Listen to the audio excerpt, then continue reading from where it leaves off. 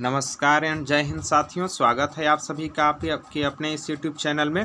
तो देखिए, सबसे पहले आज का हम एक पॉजिटिव थिंक मतलब एक अच्छा विचार बात कर लेते हैं। तो देखिए, सबसे पहले मैं आपको एक अच्छा थिंक बताता हूँ। सोच जीतने वाले कभी जो भी अपने लाइफ में सक्सेस हुए रहते हैं वे लोग नहीं होते जो कि कभी फेल नहीं होते हैं। मतलब जीतने वाले जो लोग होते हैं, जो अपने लाइफ में सक्सेस हुए रहते हैं, वे लोग नहीं होते जो अपनी ज़िंदगी में कभी फेल नहीं हुए रहते हैं। वो भी अपने ज़िंदगी में फेल हुए रहते हैं, लेकिन ये वे लोग होते हैं जो अपने लाइफ में सक्सेस होते हैं, जो फेल होने के बाद भी दोबारा शुरुआत करते हैं। तो यदि आपने किसी भी एग्ज़ाम को पहले दिया है, आपका उसमें नहीं हुआ है, तो उसमें आपकी ही कमी है कहीं ना कहीं। उस बात को आप अच्छे से समझिए और फिर से दोबारा शुरुआत कीजिए और अच्छे से एक पॉजिटिव थिंक के साथ, अपने अंदर एनर्जी के साथ शुरुआत कीजिए, ताकि अगले बार हम इसको निकाल कर ही रहेंगे, चाहे कुछ भी हो जाए। जब तक आप अपने मन में यह ठानोगे नहीं, जब तक कुछ करोगे नहीं, तब तक सक्सेस नहीं हो पाओगे। केवल सोचने से इंसान सक्सेस नहीं होता है, उसके लिए कुछ करना पड़ता है।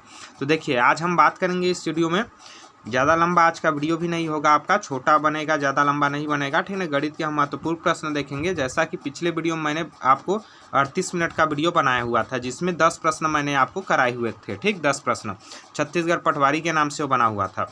लेकिन वो आपका छत्तीसगढ़ की किसी भी भर्ती परीक्षा की आप तैयारी कर रहे हैं, पटवारी हो गया, आपका वन रक्षक हो गया, छात्रावास अधीक्षक, आरआई, वह जो भी अन्य भर्तियां होंगी आपकी, सभी में गणित के प्रश्न पूछे जाते हैं। आप सभी को पता होगा, सभी में टॉपिक लगभग समान होते हैं। तो आप किसी भी भर्ती परीक्षा के लिए वीडियो देख सकते हैं, आपके लिए लाभदायक होगा।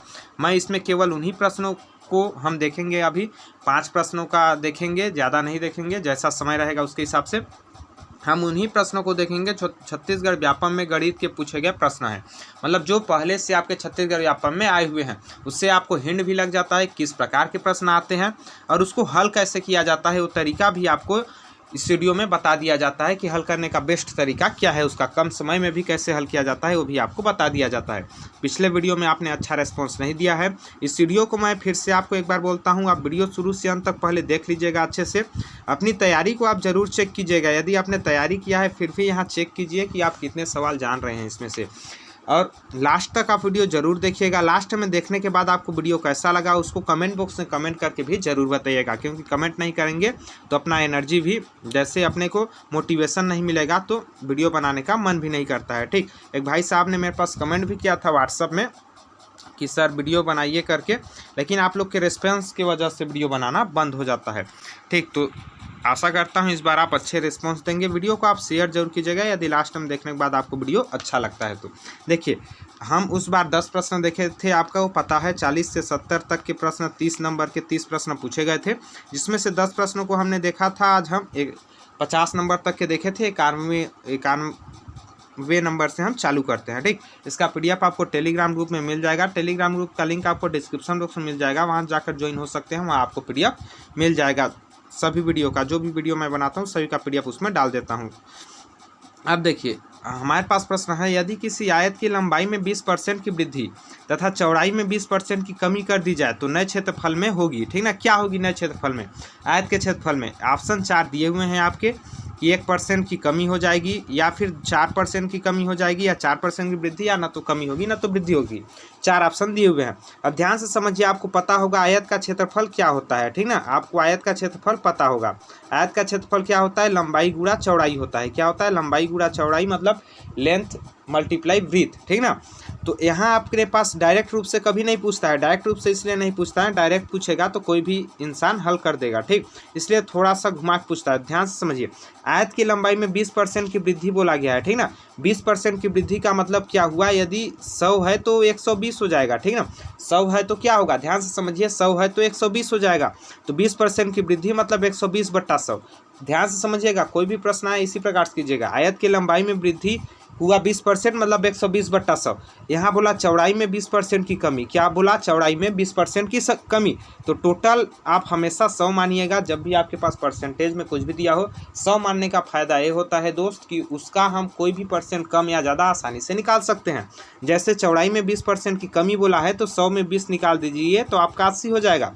तो चौड़ाई में 20% की कमी मतलब 80/100 हो गया।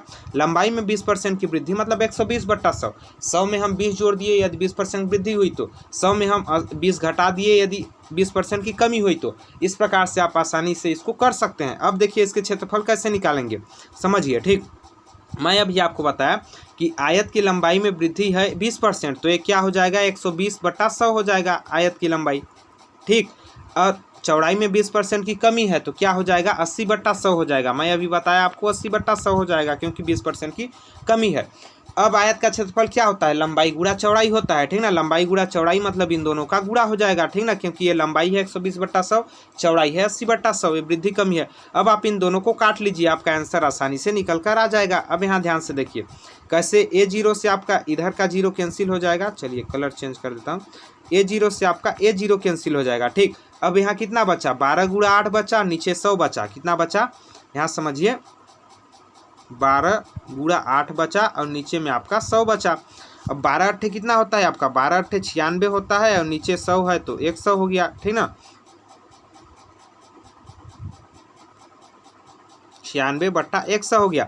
96/100 का मतलब क्या है आपका, 96/100 का मतलब है कि जब वो 100 था पहले तो अब कितना हो गया 96 हो गया। पहले 100 था, अब कितना हो गया 96। चलिए अच्छा काम नहीं कर रहा है, देखिए पहले अब 96 हो गया, पहले कितना था 100 था। ठीक ना, तो 100 से 96 हुआ तो कितने की, 100 से 96 क्या है, कम न है। 100 से 96 कम है, कितना कम है 4 कम है। 100 से 96 कितना कम है 4 कम है, तो 4% की क्या हो गया इसमें कमी हो गया। ठीक ना, 4% की क्या हो गया कमी हो गया। यदि यहाँ 96 की जगह 102 आ जाता तो 2% की वृद्धि हो जाता, 97 आ जाता तो 3% की कमी हो जाता। इस प्रकार से आपकी यहाँ क्या हो जाएगी नए आयत के क्षेत्रफल में, ऑप्शन नंबर आपका दिया हुआ है बी में, देखिए 4% की कमी, ऑप्शन नंबर बी आपका सही आंसर हो जाएगा। इस प्रकार से आपको प्रतिशत के रूप में कुछ भी दिया हो आप आसानी से निकाल सकते हैं। तो यहाँ 4% की कमी हो जाएगी। आशा करता हूँ अब इस टाइप से जो भी प्रश्न आपके पास आएंगे कि क्षेत्रफल में वृद्धि, लंबाई में वृद्धि, चौड़ाई में वृद्धि, कमी, कुछ भी बोले और आयत का कुछ भी ज्ञात करने को बोले तो आप आसानी से ज्ञात कर लेंगे यदि आप इस प्रकार से समझेंगे। तो बस सूत्र आपको आने चाहिए, आयत का क्या होता है, उसके बाद तरीका आपको आने चाहिए परसेंटेज को हल कैसे किया जाता है। अब देखिए अब हम अगला प्रश्न देखते हैं। चलिए इसको नीचे कर देता हूँ।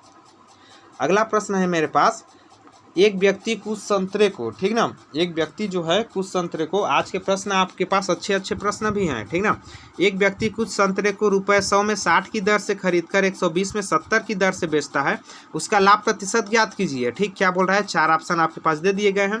बोल रहा है कि कोई व्यक्ति है जो ₹100 में 60 की दर से खरीदता है, ₹120 में 70 की दर से खरीदता है, तो उसका लाभ परसेंट क्या होगा। इसके कहने का मतलब है कि ₹100 में कोई व्यक्ति है जो संतरा खरीद रहा है, ₹100 में 60 संतरा, कितना, ₹100 में 60 संतरा खरीद रहा है और उसको बेच रहा है ₹120 में 70 संतरे को।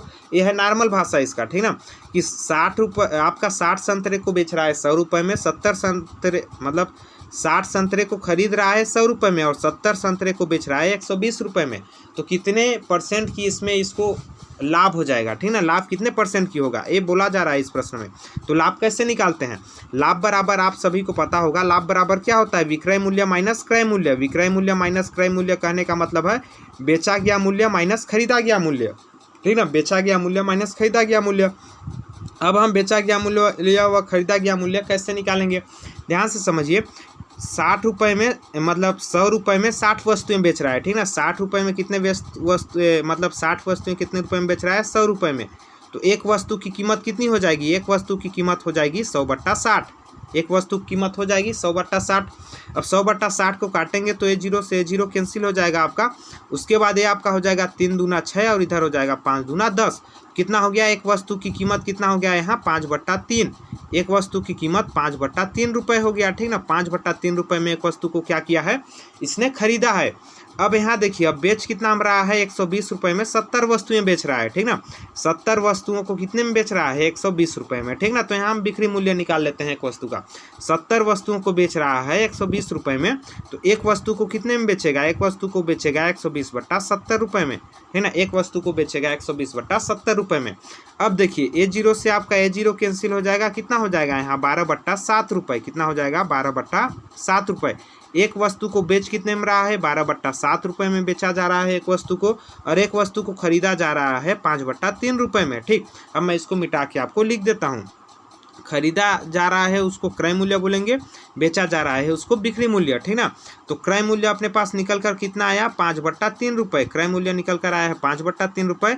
वह विक्रय मूल्य जो निकल कर आया हुआ है, मतलब बेच कितना रहा है, तो बेच रहा है आपका 12/7 रुपये में, ठीक ना। 12/7 रुपये में बेच रहा है और खरीदा है 5/3 रुपये में। तो लाभ कितने का हुआ, पहले लाभ निकाल लेते हैं, फिर लाभ प्रतिशत निकाल लेंगे। तो लाभ कितने का हुआ, लाभ बराबर क्या होता है, विक्रय मूल्य माइनस क्रय मूल्य। विक्रय मूल्य माइनस क्रय मूल्य कहने का मतलब है 12/7, इसमें माइनस कर देंगे 5/3। 12/7 माइनस 5/3। अब भिन्नों का आपको जोड़ घटाव आता होगा तो इसको आसानी से हल कर लेंगे। इन दोनों का एलसीएम निकालेंगे तो 7×3 हो जाएगा नीचे, और इधर मल्टीप्लाई हो जाएगा 12×3 12×3 36 हो जाएगा, 7×5 7×5 हो जाएगा। इस प्रकार से आप भिन्न का आसानी से निकाल सकते हैं। यदि आपको मैथ आता होगा भिन्न तो आप इसको आसानी से निकाल सकते हैं, ठीक। ये प्रैक्टिस सेट है तो आपको उतना डिटेल से बताने लगूंगा तो बहुत टाइम लग जाएगा एक प्रश्न का। जब चैप्टर वाइज आप पढ़ते हो तब इस प्रकार से डिटेल से पढ़ते हो। यहाँ भी आपको बहुत ही डिटेल बताने की कोशिश की जा रही है। तो यहाँ लाभ 36 में 35 जाएगा, 1 बचेगा, और 21 का 21। लाभ कितना निकल कर आया हमारे पास, 1/21। लाभ कितना निकल कर आया, 1/21। अब मैं इसको फिर से अब गायब कर देता हूँ, ठीक ना, मिटा देता हूँ। अब देखिए हमारे पास लाभ कितना निकल कर आया है, 1/21 रुपये, ठीक ना। लाभ कितना निकल कर आया है, 1/21 रुपये। और हमारे पास लाभ प्रतिशत ज्ञात करना है। क्या ज्ञात करना है, लाभ प्रतिशत। तो लाभ प्रतिशत कैसे ज्ञात करते हैं, लाभ प्रतिशत ज्ञात करने का फार्मूला होता है लाभ, ठीक ना। लाभ बट्टा में क्या होता है, क्रय मूल्य। लाभ बट्टा में क्रय मूल्य होता है, गुणा में 100 होता है। इसको आप नोट करके लिख लीजिए यदि आपको नहीं पता होगा तो। लाभ परसेंट निकालने का फार्मूला होता है लाभ बट्टा क्रय मूल्य, मतलब खरीदा गया मूल्य, गुणा में 100। और हानि निकालने का ऊपर में हानि हो जाता, हानि परसेंट पूछता तो हानि बट्टा खरीदा गया मूल्य गुणा 100, मतलब क्रय मूल्य गुणा 100। तो यहाँ देखिए लाभ 1/21 निकल कर आया है, ठीक ना। लाभ 1/21 निकल कर आया है। और क्रय मूल्य कितना है, क्रय मूल्य यहाँ बट्टे में है, बट्टे में मतलब भाग में है। क्रय मूल्य अभी हमने कितना निकाला था, 60 की दर से आपका 100 वस्तुओं को बेचा गया था। 60 की दर से आपको 100 वस्तुओं को बेचा गया था। तो एक वस्तु का कीमत निकल कर आया था आपका 5/3। कितना निकल कर आया था, 5/3। तो भागित में हम 5/3 कर देंगे, ठीक। बट्टा यही होता है मतलब भाग, गुणा में यहाँ क्या हो जाएगा, 100। इस प्रकार से आपका इसको हल कर दीजिए, आपका आंसर निकल कर आ जाएगा।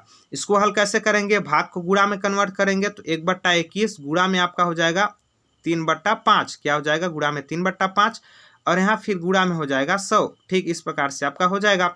अब इसको आप काट लीजिए, आपका आंसर निकल कर आ जाएगा। देखिए 3 एकम 3 3 7 21 हो जाएगा, 5 एकम 5 20 पंचे 100 हो जाएगा। कितना आपका यहाँ बचा, समझिएगा, यहाँ हमारे पास बचा 20/7। कितना बचा, 20/7% निकल कर आया हमारे पास, 20/7%। अब 20/7% हमारा लाभ परसेंट निकल कर आ गया। अब यहाँ ऑप्शन में तो कहीं 20/7% दिया नहीं है, 20/7% है, लेकिन ये ऑप्शन में दिया नहीं है। तो इसको ऑप्शन को सही के रूप में दिया गया है, ठीक। आप सोच रहे होंगे इतना लंबा हल है क्या, इतना लंबा हल नहीं है दोस्त, एकदम छोटा हल है। इसको आपको डिटेल से बताने में समय लगता है, ठीक ना। आपको डिटेल से नहीं बताऊंगा, आपको समझे नहीं आएगा, बोलोगे कहाँ से खत्म हो गया। तो डिटेल से बताने में समय लगता है, बाकी शॉर्टकट करेंगे 1 मिनट में हल हो जाएगा, ठीक। 20/7% को सही के रूप में डालेंगे तो क्या होगा, 7 दूना 14, बचेगा यहाँ 6, तो 2 सही 6/7%। क्या होगा, 2 सही 6/7% हो जाएगा। ये आपका सही के रूप में लिखेंगे तो 7 दूना 14 6 20, तो 2 सही 6/7%। ऑप्शन नंबर सी में दिया हुआ है, ध्यान से देखिए, ऑप्शन नंबर सी आपका सही आंसर हो जाएगा। इस प्रकार से आप इसका हल निकाल सकते हैं। इसका हल निकालने के लिए कुछ भी नहीं करना है। यहाँ देखिए 100 रुपये में 60 वस्तुएं खरीद रहा है, तो पहले एक वस्तु का मूल्य निकाल लीजिए। फिर इसको बेच रहा है 120 रुपये में 70 वस्तु, तो एक वस्तु का बेचा गया मूल्य निकाल लीजिए। फिर उन दोनों को बेचे गए मूल्य से खरीदा गया मूल्य घटा दीजिए तो आपका लाभ निकल जाएगा। फिर लाभ प्रतिशत निकालने के लिए लाभ बट्टा खरीदा गया मूल्य गुणा 100 कर दीजिए, आपका आंसर आ जाएगा। इस प्रकार से आप इसका आंसर निकाल सकते हैं आसानी से। अब देखिए, अब हमारे पास अगला प्रश्न है। अगला व तीसरा प्रश्न है हमारे पास, यदि किसी वस्तु का क्रय मूल्य उस वस्तु के विक्रय मूल्य का 20% है, तब विक्रय मूल्य उस वस्तु के क्रय मूल्य का कितना % है, ठीक ना। अब यहाँ देखिए हमारे पास कुछ भी आंकड़ा नहीं दिया गया है, यहाँ केवल % दिया गया है, ठीक ना, केवल प्रतिशत दिया गया है। और बोला गया है कोई वस्तु है जिसका जो क्रय मूल्य है उस वस्तु के विक्रय मूल्य का 20% है। जब भी आपको परसेंट के रूप में वैल्यू दिया हो तो सबसे पहले आप उसको भिन्न के रूप में चेंज कर दीजिए, मतलब फ्रैक्शन के रूप में चेंज कर दीजिए। 20% का मतलब 20% मतलब क्या हुआ, यहाँ हुआ आपका 20/100। 20% का मतलब क्या हुआ 20/100। इसको मैंने आपको प्रतिशत चैप्टर में बताया गया है कि आपको प्रतिशत को भिन्न में कैसे चेंज करते हैं। जो भी परसेंट होता है तो उसके बट्टे में 100 लिख दो। अब इसको काट दो तो 20 से कम 20 हो जाएगा, 20×5 100 हो जाएगा। तो इसको कितना लिख सकते हैं 1/5 लिख सकते हैं। 20% को क्या लिख सकते हैं 1/5 लिख सकते हैं। अब इस 1/5 का मतलब क्या हुआ, इस 1/5 का मतलब क्या हुआ, देखिए क्या बोला है, क्रय मूल्य जो है उस वस्तु के विक्रय मूल्य का 20% है। क्रय मूल्य उस वस्तु के विक्रय मूल्य का 20% है। मतलब 5 यहाँ आपका हो गया विक्रय मूल्य। क्या हुआ 5 यूनिट यदि विक्रय मूल्य है तो 1 यूनिट आपका क्या है क्रय मूल्य है। इसका मतलब यही हुआ दोस्त, ध्यान से समझिए। विक्रय मूल्य जो है विक्रय मूल्य का 20% है। मतलब 20% को यदि हम फ्रैक्शन रूप में चेंज किए तो 1/5 निकल कर आया। 1/5 यदि निकल कर आया तो ये 5 आपका विक्रय मूल्य हो जाएगा और ये जो 1 है आपका वो आपका क्रय मूल्य हो जाएगा। अब हमारे पास पूछा है कि तब विक्रय मूल्य क्रय मूल्य का कितना प्रतिशत होगा। क्रय मूल्य का, किसका क्रय मूल्य का, जिसके बाद का हो उसको नीचे लिखते हैं।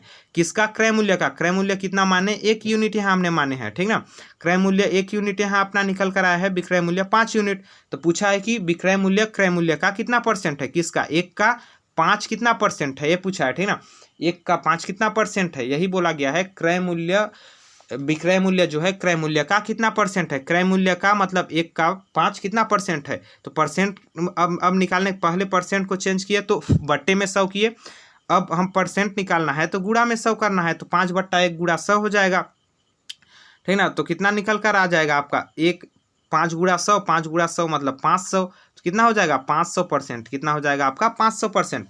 जो है विक्रय मूल्य क्रय मूल्य का कितना हो जाएगा 500% हो जाएगा। ऑप्शन नंबर ए में दिया हुआ है, ध्यान से समझिए। ऑप्शन नंबर ए आपका सही आंसर हो जाएगा और करेक्ट आंसर हो जाएगा।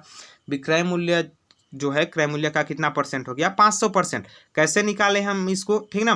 कुछ भी नहीं किए, हमने किया कि 20% जो दिया है इसको सबसे फ्रैक्शन रूप में चेंज किए, भिन्न रूप में। अब भिन्न रूप में चेंज किए तो 1/5 निकल कर आया, ठीक ना। तो जो बोला है कि क्रय मूल्य विक्रय मूल्य का 20% है तो ये 5 आपका विक्रय मूल्य हो गया, एक क्रय मूल्य हो गया 1, ठीक ना। अब उल्टा उसका पूछा है ना, अब उल्टा पूछा है तो इसको उल्टा कर दीजिए। 1/5 को 5/1 कर दीजिए, गुणा में 100 कर दीजिए, आपका आंसर निकल कर आ जाएगा।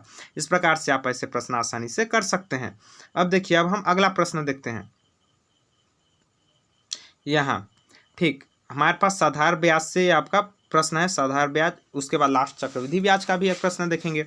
अब यहाँ ध्यान से समझिए, हमारे पास बोला गया है 17 मिनट लगभग हो चुके हैं। देखिए, कोई धन साधारण ब्याज की दर से 10 वर्षों में 2 गुना हो जाता है तो कितने वर्षों में यह 4 गुना हो जाएगा, ठीक ना। 10 वर्षों में कितना हो जाता है आपका 2 गुना हो जाता है, ठीक। 10 वर्षों में कितना हो जाता है, कोई भी धन कितना है नहीं बताया गया है, लेकिन बोला गया है कि 10 वर्षों में 2 गुना हो जाता है। तो 4 गुना कितने वर्षों में हो जाएगा, ठीक ना। ध्यान से समझिए, 10 वर्ष में कितना हो जा रहा है आपका 2 गुना। 10 वर्ष में कितना हो जा रहा है, यदि x कोई धन है तो आपका 2x हो जा रहा है, ठीक ना। x से आपका 2x हो जा रहा है 10 वर्ष में, ठीक। x से 2x कितना हो रहा है आपका 10 वर्ष में। हमारे पास पूछा है 4 गुना हो जाएगा। 4 गुना मतलब x का कितना हो जाएगा आपका, x का 4x हो जाएगा, तभी तो 4 गुना होगा ना। कोई x है तो 2 गुना हो रहा है मतलब 2x हो रहा है। अब हमारे पास पूछा है कि कितने वर्षों में, यहाँ 4 गुना होगा तो x है तो ये 4x होगा, ठीक ना। 4x होगा कितने वर्षों में, ठीक। तो x से 2x कितने वर्षों में हो रहा है आपका 10 वर्षों में, ठीक। 10 वर्षों में 2x हो रहा है, मतलब x की वृद्धि कितने वर्ष में हो रही है। देखिए, x प्लस x बराबर 2x न होता है, तो x प्लस x बराबर 2x कितने वर्ष में हो रहा है 10 वर्ष में। ध्यान से समझिए, ये देखिए x प्लस 2x कितने में हो रहा है आपका 10 वर्ष में हो रहा है, ठीक ना। तो हमारे पास पूछा है कि x से 4x कितना होगा। x से 4x कितना होगा मतलब x प्लस 3x होगा ना। x प्लस, यहाँ ध्यान से समझिए, देखिए आसानी से समझ जाएंगे आराम से। देखिए, हमारे पास बोला है, मान लेते हैं हम कोई धन क्या है x है, ठीक ना। हम मान लेते हैं कि कोई भी धन है वो कितना है x है, ठीक ना। तो x से आपका क्या हो रहा है 2x हो रहा है। x से 2x हो रहा है कितने वर्ष में 10 वर्ष में। मतलब यहाँ क्या हो रहा है x प्लस x, यही ना 2x होता है, तो ये 10 वर्ष में आपका x प्लस x 2x बराबर कितना हो रहा है 10 वर्ष में, ठीक ना। तो x की वृद्धि कितने वर्ष में हो रही है आपकी 10 वर्ष में हो रही है। अब हमारे पास करना है x से 4x करना है, x से 4x करना है मतलब 3x की यहाँ वृद्धि करनी है ना भाई, x में 3x जोड़ेंगे तब तो 4x होगा ना, तो 3x करना है। x से x जोड़ रहे हैं तो 2x आ रहा है, तो x से x कब बढ़ रहा है, 10 वर्ष में बढ़ रहा है। तो x से 3x कब बढ़ेगा, जब 3 गुणा 10 करेंगे। x से 3x कब बढ़ेगा, जब 3 गुणा 10 करेंगे। तो यहाँ 10 या कितना हो जाएगा, 30, तो 30 वर्ष में वह धन क्या हो जाएगा, 4 गुना हो जाएगा। कोई भी यहाँ फार्मूला आपको नहीं लगाना है, P गुणा R गुणा T बट्टा 100, जो भी आप मूलधन गुणा दर गुणा समय बट्टा 100 पढ़े होंगे वो सब नहीं लगाना पड़ता है इसमें, ठीक ना। ऐसे प्रश्न आराम से हो जाते हैं तुरंत, ये आपका 10 सेकेंड में हल हो जाएगा, इसके लिए 1 मिनट भी नहीं देना है आपको, ठीक ना। देखते मंतरे हल हो जाएगा इसका, यदि आप कॉन्सेप्ट जानेंगे तो, ठीक। इस प्रकार से यदि आप कॉन्सेप्ट वाइज चैप्टर वाइज भी पढ़ना चाहते हैं तो कमेंट कीजिएगा, मैं अलग से टाइम निकाल कर उसका भी तैयारी कराऊंगा कुछ दिन में, ठीक ना। आप कमेंट कीजिएगा और आपका रिस्पॉन्स अच्छा मिलेगा तभी वो सब कराया जाएगा। तो देखिए इस प्रकार से आसानी से आपका इसका हल हो जाएगा और आंसर आपका निकल कर आ जाएगा आराम से। हमने कुछ नहीं किया इसमें, देखिए 10 वर्ष में 2 गुना हो रहा है, x से आपका 2x हो रहा है 10 वर्ष में, ठीक ना। तो कितने की वृद्धि हो रही है, x से आपकी प्लस x की वृद्धि हो रही है। ध्यान से समझिए, x में प्लस x की वृद्धि हो रही है। हमको करना है x में कितने की वृद्धि करना है, x से 4x करना है, 4x करना है मतलब प्लस 3x की वृद्धि करना है, ठीक ना। तो x की वृद्धि हो रही है 10 साल में, तो 3x की वृद्धि कितने में हो जाएगी, 3 गुणा 10 साल में, 3 गुणा 10 मतलब 30 वर्ष में हो जाएगी। आराम से आपका हो गया, 30 वर्ष निकल कर आ गया। ऑप्शन नंबर बी में दिया हुआ है 30 वर्ष, ऑप्शन नंबर बी आपका सही आंसर हो जाएगा। तुरंत आपका 10 सेकेंड का सवाल है, ठीक ना। आराम से इस प्रकार हल हो जाएगा। और ये मैं कोई नया प्रश्न नहीं बनाया हूँ दोस्त, आप बोलोगे कि ये प्रश्न इस प्रकार से क्या आते हैं नहीं आते हैं, मैं कोई नया प्रश्न नहीं बनाया हूँ, ये आपके व्यापम में पूछे गए सवाल ही हैं। व्यापम में जो पूछा गया है उसी सवाल को मैं लिया गया हूँ, ठीक ना। यहाँ इसलिए तो क्रम भी आपका 54वां नंबर का वो प्रश्न था आपका, व्यापम में पूछा गया था 2019 के पटवारी के पेपर में। मैं आपको बता देता हूँ कहाँ का है पेपर आपका, 2019 के पटवारी का पेपर है। 2019 पटवारी का पेपर आपका होगा, या फिर कोई भी बुक आप पढ़ते होंगे बुक से जिसमें पुराना प्रश्न पत्र होगा, उसमें जाकर देख लीजिए, सारे प्रश्न आपको मिल जाएंगे, ठीक ना। तो ये वही प्रश्न है, ठीक ना। तो कुछ प्रश्न आपके टाइम टेकन होते हैं, कुछ प्रश्न आपको 2 से 3 मिनट लगा सकते हैं, तो कुछ प्रश्न आपके क्या होते हैं 5 से 10 सेकेंड में देखते मंतर ही हल हो जाते हैं। इस प्रकार से टाइम मैनेज किया जाता है, ठीक ना, समय को मैनेज किया जाता है। तो आपका स्टेट गवर्नमेंट में बहुत ही ज़्यादा समय दे दिया जाता है, आपके 150 प्रश्न में आपके 180 मिनट दे दिया जाता है। जब सेंट्रल गवर्नमेंट का एग्जाम देंगे तो इसमें एक प्रश्न में 1 मिनट से ज़्यादा इसमें मिल रहा है, उसमें तो 1 मिनट भी नहीं मिलता है, ठीक। तो इसमें देखिए अब हम आगे देखते हैं इसका 5वां प्रश्न, ठीक। यहाँ क्या है, अगला प्रश्न है हमारे पास 5वां, किसी निश्चित चक्रवृद्धि ब्याज की दर से 500 की धनराशि 6 वर्षों में दुगुनी हो जाती है, तो 24 वर्ष बाद यह कितनी हो जाएगी, ठीक ना। 24 वर्ष बाद यह कितनी हो जाएगी। अब ध्यान समझिए, 500 की जो कोई धनराशि है वह धनराशि 6 वर्ष में दुगुनी हो जाती है, ठीक ना। 500 की कोई धनराशि है, यहाँ देखिए 500 का कोई धनराशि है, ये 6 वर्ष में कितना हो रहा है, 6 वर्ष में, ठीक ना। 6 वर्ष में कितना हो जा रहा है आपका, दोगुनी हो जा रहा है। दोगुनी मतलब आपका 1000 हो जा रहा है। 6 वर्ष में कितना हो रहा है, दोगुनी हो रहा है, मतलब 1000 हो रहा है, ठीक ना। अब दोगुनी मत को क्या लिख सकते हैं आप, दोगुनी को लिख सकते हैं 2 गुणा 500, ठीक ना। 2 गुणा 500 यही ना होगा दोगुनी। 6 वर्ष में कितना हो रहा है, दोगुनी हो रहा है। तो हमारे पास पूछा है कि 24 वर्ष बाद यह कितनी गुनी हो जाएगी। ध्यान से समझिए, 24 वर्ष बाद, ठीक ना, 24 वर्ष बाद यह राशि जो है 500 की, ये राशि 24 वर्ष बाद कितनी गुनी हो जाएगी, ये अपने को निकालना है। तो देखिए चक्रवृद्धि ब्याज में कैसे निकालते हैं, ठीक ना, कि कोई धनराशि इतना वर्ष में दिया हो, इतना वर्ष में कितना होगा, तो कैसे निकालेंगे। 6 वर्ष में दुगुनी हो जा रही है, ठीक ना। तो 24 वर्ष में कितनी गुनी हो जाएगी, तो 6 से 24 आपका कब आता है, देखिए 6 से 24 में क्या संबंध है, जब भी 2 वर्ष का जो अलग अलग दिया हो उसमें देखिए क्या संबंध है। 6 गुणा 4 करेंगे तो कितना होगा, 24 होगा। 6 गुणा 4 करेंगे तो 24 होगा। 6 वर्ष उसके बाद 24 वर्ष का समय दिया गया है, तो इन दोनों का संबंध देखिए क्या है, तो 6 गुणा 4 करेंगे तो क्या हो जाएगा, 24 हो जाएगा। तो बस इसी को आप समझ जाइए, फिर आपका आंसर तुरंत निकल कर आ जाएगा। ध्यान से समझिए, 6 गुणा 4 करेंगे 24 निकल कर आएगा। अब जो भी यहाँ कितना गुना हो रहा है आपका, 2 गुना हो रहा है, 2 गुना हो रहा है, उसी के घात में लिख दीजिए। जो आपका जो संबंध बने, है ना, जो संबंध बने उसको घात में लिख दीजिए, इसके घात में लिख दीजिए। कहाँ लिखिए, घात में लिख दीजिए। जैसे 2 की घात 4 लिख दिए। यहाँ 6 के बाद आपका 24 वर्ष हो रहा है, 6 के बाद कितने वर्ष हो रहा है, 24 वर्ष हो रहा है। तो 6 के बाद 24 वर्ष हो रहा है, मतलब 6 गुणा 4 हो रहा है, ठीक ना। 6 का गुणा 4 में कर रहे हैं तो 24 हो रहा है। तो जो गुणा करने पर नया वर्ष आ रहा है उसी के घात में यहाँ लगा दीजिए। देखिए 6 वर्ष में 2 गुना हो रहा है, तो 2 के घात में 4 लगा दिए, क्योंकि 24 6 का गुणा 4 बार करने पर 24 हो रहा है। तो 2 की घात 4 कितना हो जाएगा आपका, 2 गुणा 2 गुणा 2 गुणा 2, इस प्रकार से 2 4 बार लिखेंगे।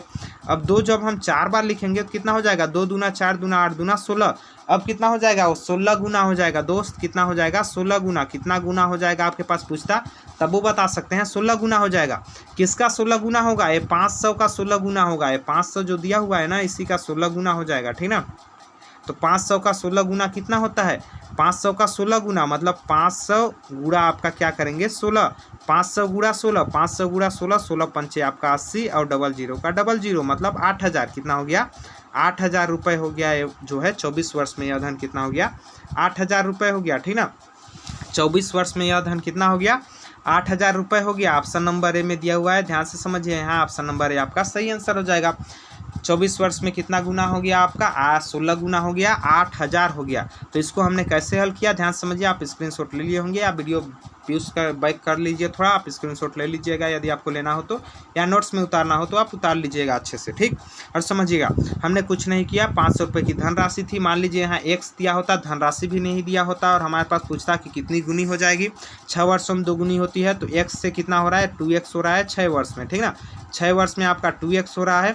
अब हमारे पास पूछा है कि 24 वर्ष में कितना होगा, 24 वर्ष में कितना होगा, ठीक ना। एक्स यही धनराशि 24 वर्ष में कितना होगा, तो 6 व 24 का संबंध 6 में 4 का गुणा करने पर 24 हो रहा है। तो यहाँ जितना गुना भी होता है उसके घात में उसको लगा देते हैं, 6 घात 2 घात 4 लगा देना है। अब ये 16 होता है, मतलब ये 16 गुना हो जाएगा, ठीक ना। आप जो भी धनराशि दिया हो उससे गुणा कर दीजिए, आपका आंसर निकल कर आ जाएगा।